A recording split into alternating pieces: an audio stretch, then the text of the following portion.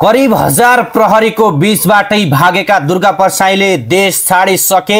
राजसंस्था पुनः स्थापनाको माग गर्दै काठमाडौँको तीनकुनेमा अराजक प्रदर्शन भयो। त्यस दिन तीनकुनेमा हिंसा माचियो, 2 जनाको ज्यान गयो, 1 जना पत्रकारलाई घरभित्रै आगो लगाएर ज्यान लियो। यसको नेतृत्वमा थिए विवादित व्यवसायी दुर्गा परसाई। उनै परसाई आक्रोशित भएर प्रहरीमाथि नै गाडी चलाउने प्रयास गरे। तीनकुने प्रदर्शन नियन्त्रणका लागि करिब हजारौंको हराहरीमा प्रहरी खटिएको थियो। प्रहरीमाथि नै गाडी चलाउने प्रयास गरेर अघि बढेका परसाईलाई प्रहरीले केही बेर नियन्त्रणमा लिएर फेरि प्रदर्शन भइरहेको क्षेत्रतर्फ नै छाडिदियो। प्रहरी भित्र यो घटनालाई लिएर प्रहरीको असफलता भन्दै सरको बहस भइरहेको छ। नियन्त्रणमा लिइसकेका परसाईलाई किन छाडियो? नियन्त्रणमा लिन आदेश माग्दा माथिबाट किन दिएन? फिल्डमा खटिएका प्रहरीको मनोबल गिराउने काम किन भयो? लगायतका प्रश्न अहिले प्रहरी संगठन भित्र उठिरहेको छ।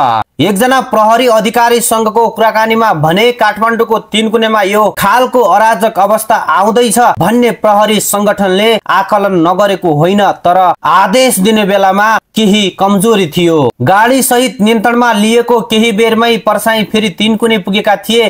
केही बेर उनका समर्थकहरूसँग एउटा पसलको सटरमा बसे, त्यहाँसम्म पनि प्रहरी अधिकारी सँगै थिए। त्यसपछि परसाई कसरी बाहिर कहाँ पुगे अहिलेसम्म प्रहरीले पत्तो पाउन सकेको छैन। त्यहाँबाट बेलुका परसाई आफ्ना गुरु पुष्कल खतिवडाको निवासमा पुगेर फलफुल खाएर हिँडेका थिए। त्यहाँबाट उनी मोबाइल अफ गरेर भागेको प्रहरीका एक अधिकारीले जानकारी गराए। हामीलाई पक्राउ गर्नु भन्ने आदेश नै बेलुका 6 बजेपछि आएको हो, फिल्डमा खटिएका एक प्रहरी अधिकारीले टिप्पणी गर्दै भने। त्यसबेला उनी काठमाडौँ कट्ने तर्खरमा थिए। उनका अनुसार प्रहरीले काठमाडौँको एक मन्दिरमा लुकेर बसेको छु भने पनि उनी भागेर भारत पुगिसकेको अनुमान गरिएको छ। उनले काठमाडौँको एक मन्दिरमा छु भनेर भनेका छन्, तर उनी रातारात मोटरसाइकलमा भारत पुगिसकेको खबर छ। उनले भने मोटरसाइकल चढेर रातारात हेटौडा हुँदै भारत पुगेको र नेपालकै मन्दिरमा छु भनेर बनाएको भिडियो पनि भारतकै एक मन्दिरको ती प्रहरी अधिकारीको भनाइ छ।